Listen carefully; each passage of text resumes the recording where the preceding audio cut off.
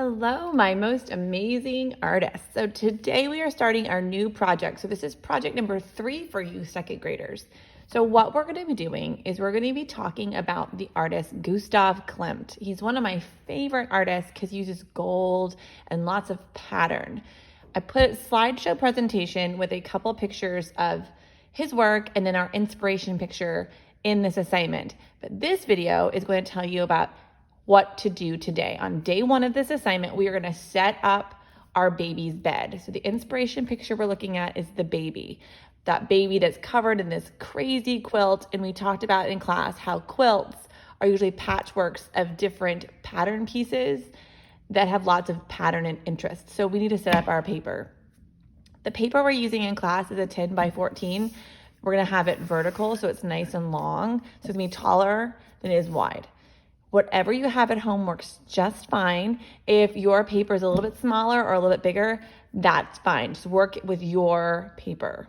You want a good thicker paper over copy paper because we will be using markers for this project, and sometimes those markers can be a little juicy and you don't want to warp your paper. All right, so the first thing we're gonna do is we need to draw the pillow for our bed. Now, the pillow should be at the very top of your paper. So this is the top of my paper. I'm gonna kind of go towards the center. I want my pillow to be at the very top. I don't want a ginormous pillow because I wanna have lots of room for my bed. So I don't want a teeny tiny pillow because I'm gonna do something secret with this and we can't have a tiny pillow. So we need a good medium-sized rectangle. Your pillow can be a square or a rectangle. So kind of plan it out with your pencil first or your finger first, or like we did sometimes before, you can use your eraser crumbs and kind of plan how you want your pillow to be. And once you like it, then you can go ahead and draw it. So once you get a pillow shape that you like, go ahead and draw it. And if you want to have a little curves at the end to look more pillowy, you can. Or you can just draw it. So once you have your pillow, then you're going to, at the bottom corners of each pillow, you're going to draw a curved line going from the corner of the pillow to the edge of the paper. You don't want to go straight down. We want to go like curved out, like this is your bed. Okay? Then we're going to do the same thing on the other side, we'll curve out. So now what it looks like is we have a pillow and a bed. So this is all going to be our quilts. What we want to do here is we want to divide this section, this bedspread, into different sections. So first thing we're going to do is just pick anywhere on your bed and go from top or bottom or side to side and draw a straight line. You can use a ruler if you want. We didn't in class because we don't need perfect lines because the bed is soft. So I'm just gonna start over here and just randomly draw a straight line. And that's it. Now, I have 2 sections. I told the kids you need at least 5 sections. You don't want more than 7, but you need at least 5. So I have 1, 2. All right, so I need to take another line. And my line isn't straight, it wobbles a little, and that's okay. So I have 3 sections, still too much. This section's really big, and that'd be a lot. So I'm gonna divide this section. I kind of like to go into angles. So I have 1, 2, 3, 4. I think I'm gonna take this one and divide it into 2. So I have 1, 2, 3, 4, 5, and that's absolutely enough. I could leave it here, but this section seems kind of big for me. So I'm gonna cut it in half too. So I ended up with 1, 2, 3, 4, 5, 6 sections. I could go further and divide this one too, but I'm happy with this. So what I want you to do is divide your bed into 5 to 7 sections. If you get 8, that's okay. You want at least 5, no more than 8, because that would make teeny tiny sections, and we don't want that. So once you're done with this, I want you to get out your Sharpie and outline all your pencil lines. All right. I'll be right back. Okay, you should have outlined all your pencil lines in black Sharpie. The Sharpies we have in our kits are a little darker ink than the Sharpies we typically use, so make sure you have something underneath it because it bleeds through and can get on your table. If you're at a table you want to keep nice, make sure you put like a piece of paper underneath it so it doesn't bleed all the way through. These art desks here, I can clean them up with a little rubbing alcohol wipe and it's fine.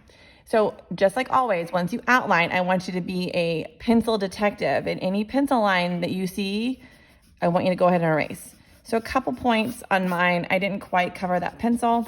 That's okay. I'm just gonna erase it because we don't want our pencil showing. Okay. So now we have to go back and think about, in kindergarten and first grade, we talked a lot about pattern. So the big thing I liked about Gustav Klimt's bed was the quilts, and quilts usually have very strong patterns. A pattern is something that repeats. So in each section you made, you're gonna put a different and unique pattern. Now I can't stress this enough, guys. You wanna keep your patterns simple. Really complicated patterns are not what you wanna go for here. They look really cool, but simple patterns work really well. So let's talk about some simple patterns. This is what we were gonna talk about in class today too. So on a scratch piece of paper, you can practice this. So think about all the different lines we know. We know vertical lines, horizontal lines, diagonal lines, right? Those are the directions all lines can go in. So we have straight lines. We have my favorite loopy line. We have those zigzag lines. We have wavy lines. So you see what I'm doing here? So we don't want to do shapes. We want to do like a line pattern. So you have all these lines you know how to use. So I can take any of these lines, pick a direction, and create a pattern. So for instance, if this is my section right here, I can fill it with diagonal straight lines. And that's one pattern. If I have another section over here, I can fill it with vertical loopy lines. You can reuse the line as long as you switch the direction. So maybe I want to make another pattern over here and I want it to be horizontal loopy lines. These are different, so that's okay. Think about maybe you can even combine zigzag lines with straight lines. But remember, it has to repeat. Otherwise, it's not a pattern. So figure out all the different ways you can combine these lines into a pattern on this bed. So I did this in Sharpie so you could see it, but what I would like you to do is think about what kind of patterns you like. We all know Mrs. Cole's favorite line is the loopy line. So I know somewhere on my bed, I'm gonna put a loopy line pattern. I like to keep it really simple. So I think simple lines are easier to color because we also, we'll have to color these in a color pattern. So you don't want your lines really close together. And you don't want them too far apart, a good medium size. I always start somewhere on my bed with a vertical straight line pattern. I think it's really a neat pattern. It gives it really cool effect. I'm not gonna put them too close together at first. All right, so they're nice and wide. If I wanted to, I could add something in between, but right now I like the way that looks. So that's one. I just need to come up with 5 more. So I'm gonna keep coming up with different patterns, and then this is what I would like you to do today.